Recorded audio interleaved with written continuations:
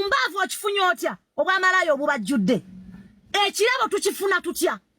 olowooza buli muntu okufuna ekirabo agenda kumala kwonoonekera mu ssomero ffe ku ssomero tumanyiwo baana maama Janet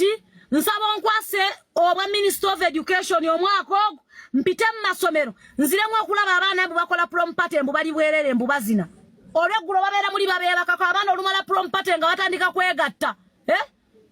omwana agenda okulinda ebibuuzo okudda nga azadde maama Janet mpaamu eggwanga lino limpeemu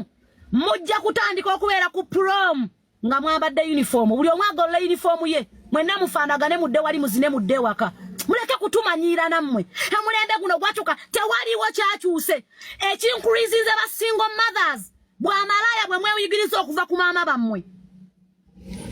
mweyigiriza obw'amalaya okuva ku bazadde bammwe kubanga mubalaba tebafumbirwa nyoko omulaba ayingira mukaaga ayingira munaana ayingira wava mu basajja ab'enjawulo olowooza nti gwe mulimu ogulina okubeera wano mugenda kufumbirwa kifuba akulira abafumbo mpaamu eggwanga lino omwaka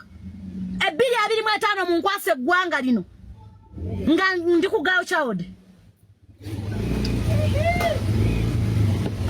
girl child